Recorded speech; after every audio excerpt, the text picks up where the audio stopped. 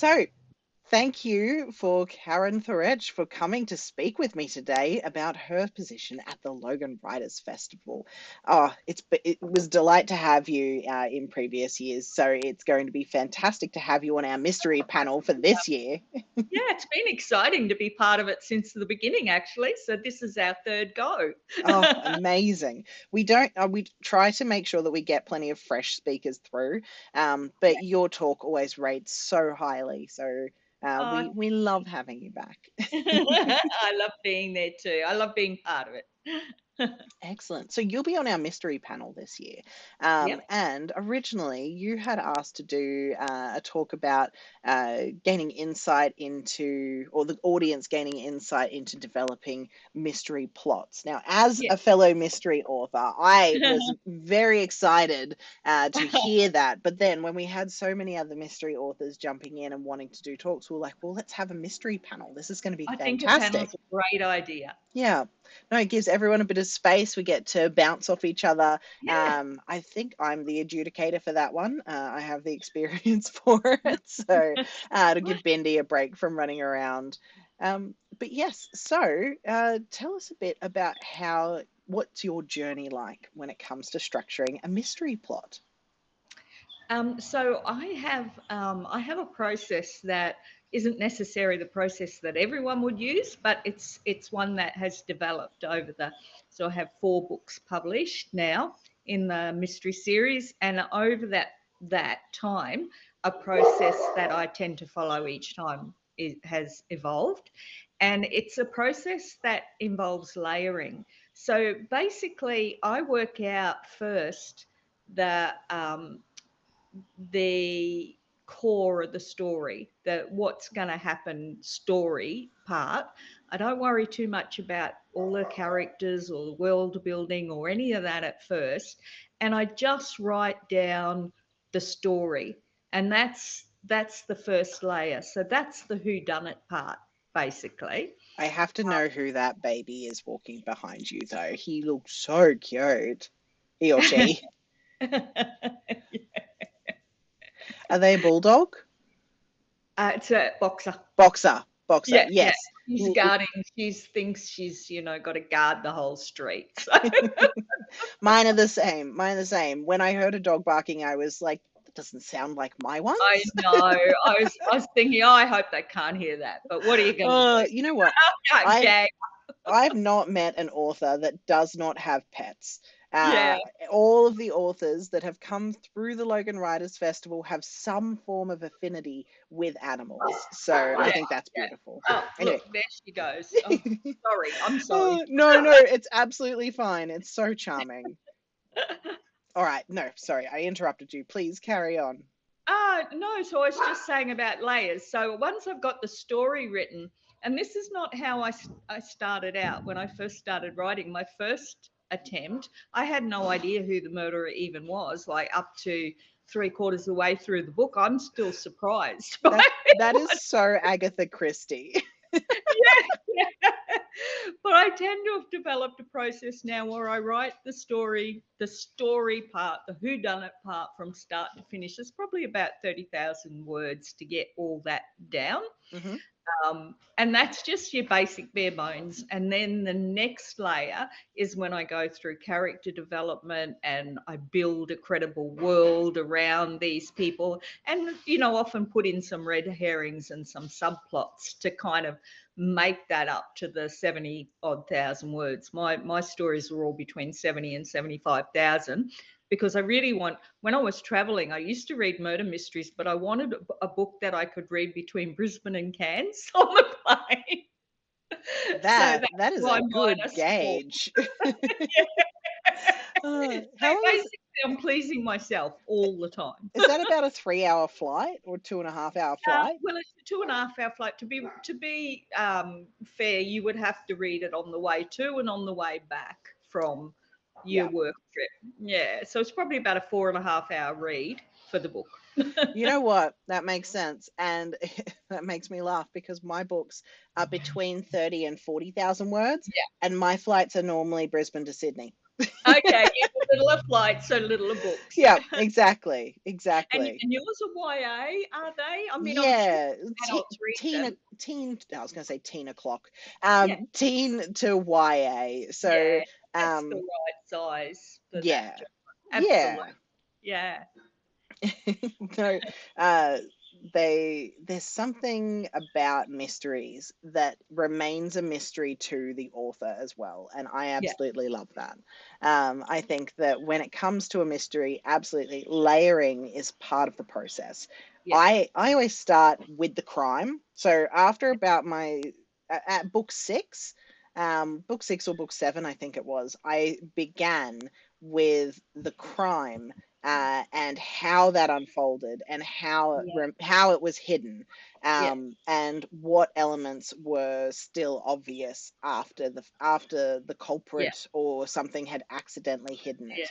And then it was about when and where the detective would go through and find the plot points and the yeah, clues to pick it up. yeah, yeah, Um, but I think that with any kind of mystery, they're all quite different. And it's not until you start digging through the different genres that you find which one you have an affinity with. Uh, yeah, absolutely. Yeah, you could go full police procedural. yeah, You can go cozy, where it's very intuitive. yeah, It can be a very psychosis one, where it's about all of the little details of humanity running yeah, through it. Yeah, it's yeah. such a But broad and beautiful genre. the Chinese murder mysteries, they always start with the court case. So, uh, Oh, structure and format that's interesting. So I read a few of those just to see, oh, okay, well, that's interesting.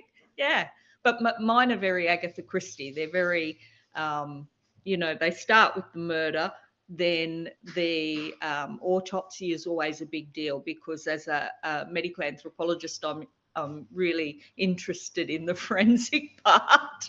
And and you know what it was like to be a forensic doctor in the 1880s, and so of course there's always the forensic description, and then there's the interviews with all of the different people that may or may not have been involved, and that's when all the secrets and the intrigue start to come out, and that's where all the subplots happen. yeah, absolutely.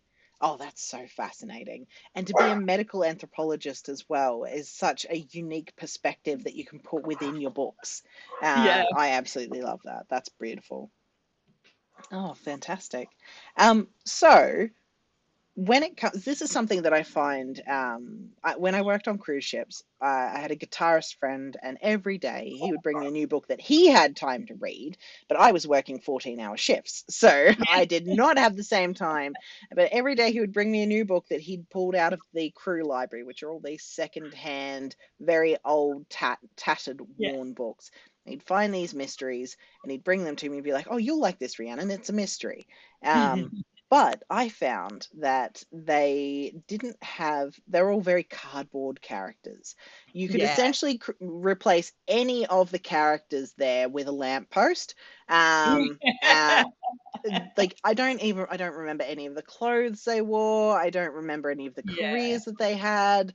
yeah, They had no personality whatsoever. He loved them because they're really dark and seedy mysteries. yeah, But I was like, well, this is like, it's a good plot twist right at the very end yeah, sometimes, yeah, but the characterization was really lacking. How do yeah. you balance having the plot, the setting, and the characters and the mystery, and make sure that that's evenly They're spread? all there. Because Yeah, that's that something you do that well. is the key to mystery writing, isn't it? That's the key to the kingdom Yeah, when you're able to do that, because plot does threaten to take over in a murder mystery. I mean, and trying to be clever.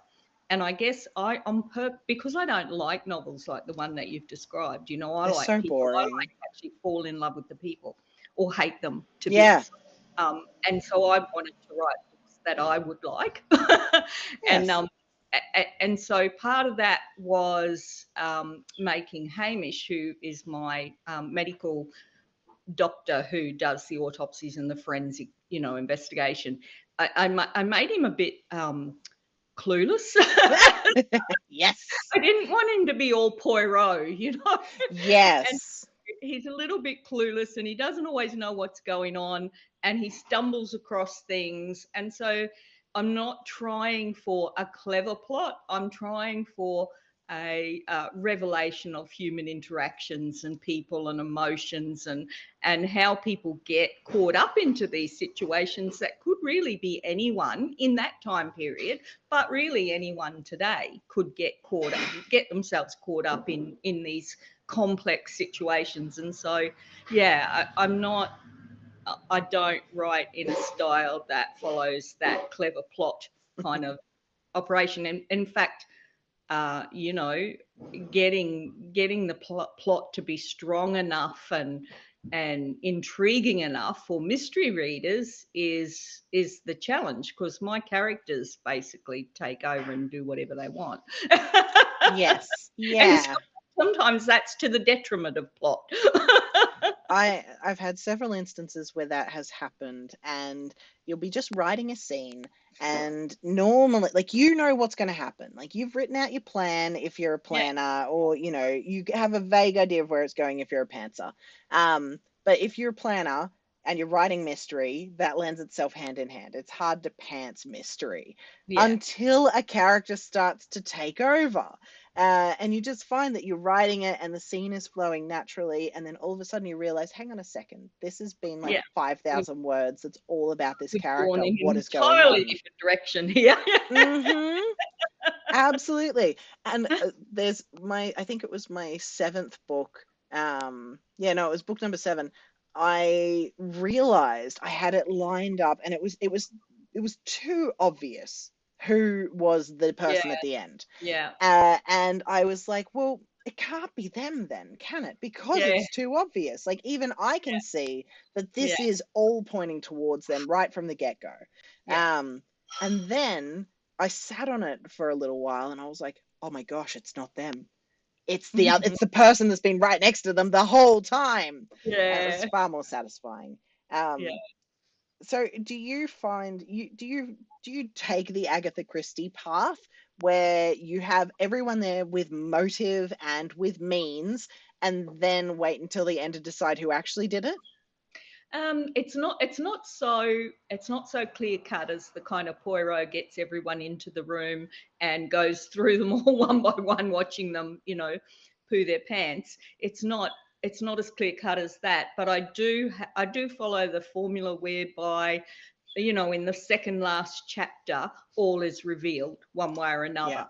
And it's usually because Hamish has clumsily stumbled along to a climactic scene where all of a sudden it all becomes obvious to everyone, including him. Yeah. And somehow, he'll get out of a difficult situation and be fine, and come, and the bad people will cop it. And that's part of the murder mystery, I believe, is that people love to see control restored at the end. So there's all Mm. this chaos and emotion, and then there's climax, and there's fear and danger and risk, but in the end order is restored, and the police come and everything's okay, and we can all go back to normal because murderers don't get away with it. Which of course we know in real life isn't actually true. And that's why I don't read true crime, because they're way too scary. Yeah, I think I only like true crime that's been actually resolved and doesn't have loose threads. Yeah, Um, exactly. I I like to read, and it's not as common as people think. Crime is common, but common sense is not. No, no, and so many crimes are just never solved, and never would be solved, but that's not a story I want to read because No, it scares me to think that could happen. I think the only crimes you don't want solved are the ones where the protagonist is the criminal. Yeah, Yeah, yeah. no, absolutely. Oh, so with your layering, what are some of the components that you take into account that people wouldn't actually think about until you've mentioned it? So the thing with layering is that the first thing is that you have to be flexible in your mind, and you have to remember that that first 30,000 words that is the story from start to finish may not be the story that you end up with after you've put in all the layers. So after you put in all the layers and the complexity, it sometimes turns out, as we've touched on, that characters will go a different direction, and it's not possible that that person did it anymore. And so your choice is, well, either I change that character or I make the murderer a different person. Yeah. So you have to accept that your first core is just your lump of clay. And I always think of it like that you've just got this lump of clay and you're chucking it down and you're getting rid of all the air bubbles, and that's your first 30,000, say, in my Is that why they chuck the clay? To get rid of the air? I had no idea. Actually chuck clay in a workshop. No, I have not done pottery before. I'm much more a sketch or a paint person. Yeah, they chuck clay to get the air bubbles out. I thought they just smacked the clay because it was fun and they were angry at the clay. Nope, it's got a reason. It's get the air bubbles out. Oh, we learn something new every day. And you get a story down, and then you start kneading it. And so when you're adding bits into the clay, it's not just plonking bits on. You're sort of forcing them into the clay, and it's taking a different shape. So yeah, I mean, the first layer that I usually put in then are things that create structure. So you're looking for the incitement event to happen early on. I don't like murder mysteries where you're halfway through the book and nothing's happened yet. I get chuck that. So I need a murder pretty close to the beginning. So you make sure that that's in there, and you've got a really nice scene, around the murder. And then the next thing is to think about the middle point and what are the dilemmas, in the middle that are going to keep people getting past the middle of the book. So you get to the middle and you think, well, okay, well, the murder was cool, but this is getting a bit boring now. They're just talking to everybody and finding evidence, and I don't really care who did the murder.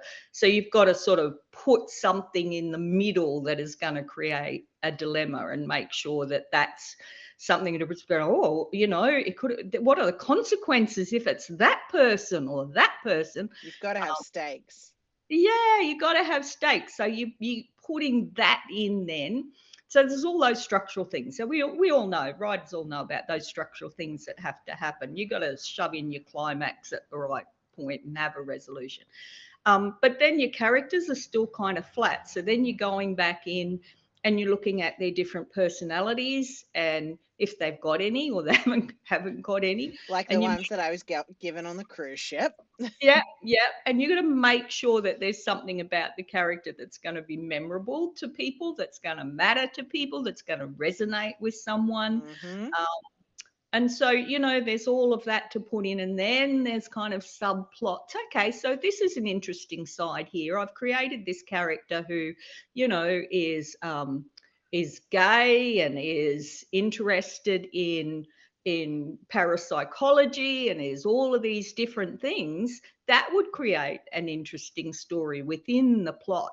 How is that going to affect the investigation, that this person is all of these things, and then there's this other person over here that they could be involved with. And so you start linking people and creating networks that aren't necessarily part of what came out in your first layer, but are all going to add richness to the story.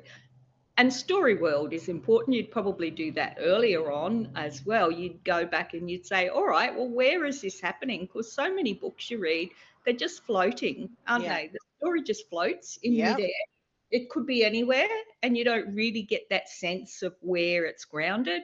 And so there's lots of work in one layer to build the story world around the story and make sure the story is grounded in it. So there's to talk about it in a structured way, you'd put all of those points in order and you'd discuss each process. But to give everybody a basic idea, those are the things that you go back and you knead into your original block of clay. I love that. That's so good. Actually, when you're talking about they could be anywhere, it's that is something that mystery does suffer from a lot. And I think some of the times, people use that ambiguity as you're in generic grungy city, Yeah, or you're yeah, in generic small town, yeah. that sort of stuff. But that American Village. yeah, yeah, or British cozy mystery, Yeah, Somerset, some like that sort of stuff. But I think that what's been shown to be the most effective way of producing books is to have a series. And when you have a series, you get the chance to really flesh out the world. But that first book has to give you everything that your readers need in order to feel like they are standing there and that they are part of the world. yeah, yeah. That's why the Harry Potter Something books smell it. became so successful. Mm. I've got a beautiful series, The Ladies Detective Agency, based in Yeah, yeah, Africa. You feel like you're there. You feel like yeah, you can smell the heat off the sands, yeah, and you can feel the warmth of the Sahara, like that sort of stuff when you're in yeah, there. And that is really good world building. yeah, It was like most of these things began as books anyway, but I'm thinking of Murder in Paradise and yeah, Midsummer Murders, any Miss Marple at all. yeah, The yeah, setting is beautiful. It's so efficient with yeah, how these books are set up, and the fact that you feel like you're there makes it touch you closer to the heart, yeah, and makes your mind sparkle more yeah, as you're traveling yeah, through the books. yeah, yeah, absolutely. Yeah. And it's always good to have other mystery writers around you, because I feel like there's a bit of uniqueness. There's You have so many romance writers, and Mhm. they have such a set line of what they can do, and it helps with their Yeah, marketing, it helps with everything else. And that's what the audience expects. That's what they want, just yeah, with different textures.